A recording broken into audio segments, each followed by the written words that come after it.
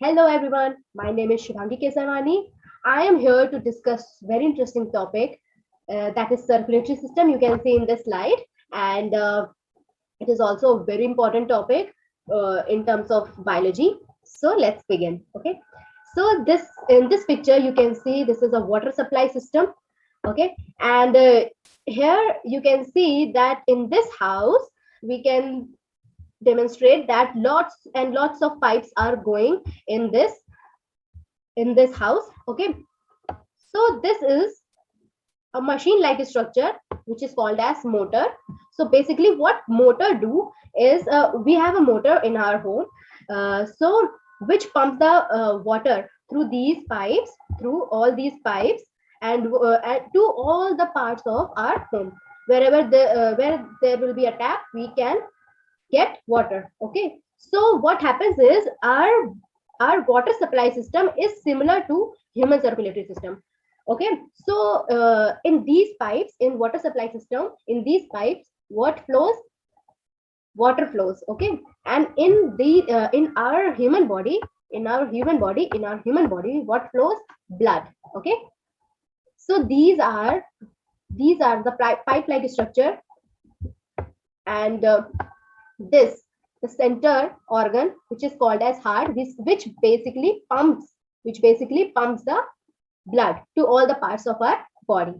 Okay, so this water supply system and human circulatory system both are of similar functioning, right?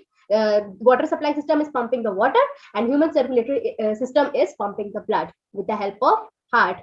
Okay, so in this circulatory system we can see that three major things are involved.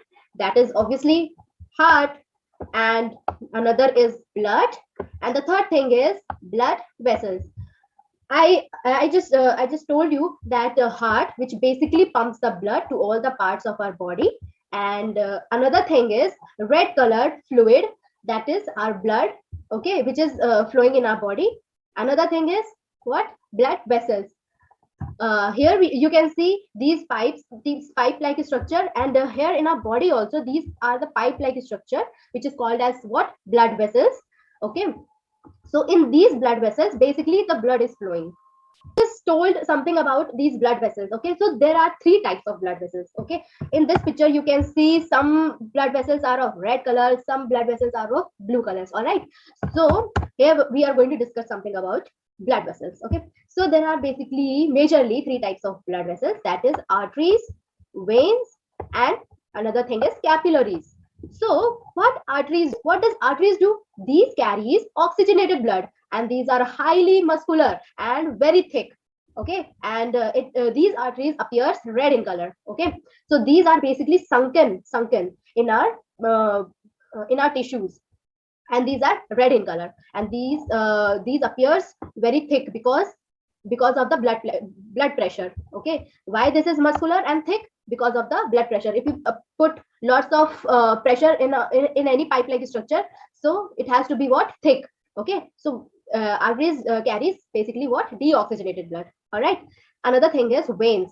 What does veins do? Veins basically carries the deoxygenated blood. Okay, and these are less muscular and it is kind of thinner as compared to arteries. Why these are thinner? Because in the veins we can see less blood pressure, that's why it is thinner. And these veins appears blue. We can see in our hands, we can see in our arms, there is a blue colored blood vessels. That is basically what? These are veins, not arteries. Arteries are sunken in our tissues. Okay, so another thing is capillaries. Okay, so capillaries, these are the very smallest as compared to veins and arteries. And these have very tiny blood vessels. These are very tiny as compared to arteries and veins, kind of hair like structure, very thin. Okay, so these form a connection between arteries and vein. See, if there is arteries and there is vein, to connect these blood vessels there should be what? Capillaries. Okay, so what does these capillaries do? These exchange the materials like what? Nutrients like oxygen, carbon dioxide between blood and our tissues. All right, so coming back to this picture, very interesting and very beautiful picture. What is the difference? Basically, we can see that there is a color difference. All right. So these three injections are of oxygen rich. Okay. And these are CO2 rich, carbon dioxide. So what I'm trying to tell you is that this bright color is having lots of what? Oxygen. And this picture you can see the size of the heart. All right. This is our hand, and it can easily fit into our fist. Okay. So it is a fist size. Okay. And heart is located at the chest cavity. Okay. Heart is located at the chest. This is the chest cavity. All right. So and inside our rib cage. Okay. Heart is very delicate, so it needs lots of protection. That's why it is sunken. Okay. And this heart is also present between lungs. We have a pair of lungs. So between those lungs, there is a heart in the center of the chest cavity. All right. Heart is present between the lungs, located above the diaphragm. There will be a diaphragm here. Okay. And heart will be placed here above the diaphragm. There will be a diaphragm, and heart will be right here. All right. So heart is situated at the center of the chest, not in the left side. We can see here in this structure, this is our human heart. So basically it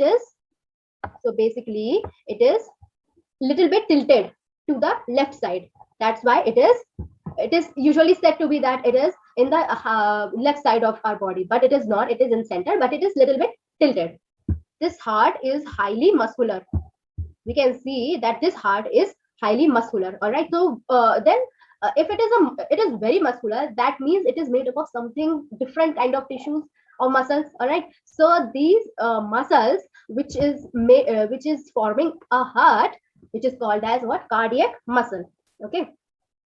So if we cut the weight of heart is basically 280 to 312 of grams. Location, it is inside the chest cavity. That chest cavity is also known as thoracic cavity, inside the rib cage. Okay.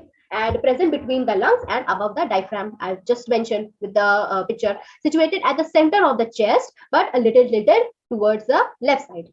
We are going to study about anatomy of heart. Okay.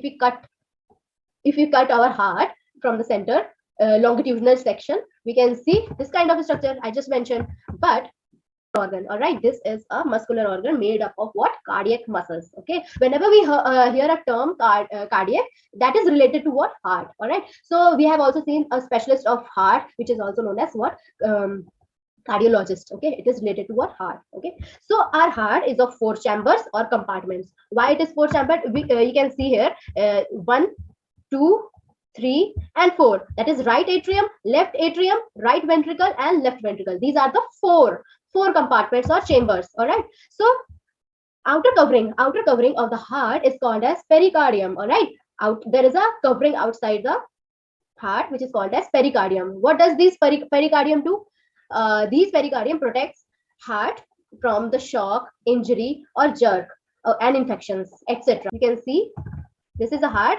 If I draw a layer around this heart, example, this is a heart, and in this picture you can see this is a heart, and there is a covering which is called as what? Pericardium. Just I've just mentioned pericardium. All right. So with the pericardium, there will be outer pericardium. This red colored layer is outer pericardium, and this black colored layer, which will be called as inner pericardium. All right. This will be known as inner pericardium, and between these two layers, there will be a liquid fluid which is known as pericardial fluid. Basically, it is all these 3 structures basically protecting the heart from shock, injury, and infections, etc. And in this structure, we can say this is the right part of the heart, and this is the left part of the heart. So these two areas of heart is separated or partitioned with the help of septum. Here, you can see this is a partitioning like structure that is called as septum. Okay. So, and this pericardium is also maintaining the shape of the heart. Or see a little bit more about this structure. That is right atrium. We have mentioned that it is a four-chambered structure. All right. So right atrium, left atrium, right arrow you can see is coming right here at the right atrium, and inferior vena cava is also showing this arrow here.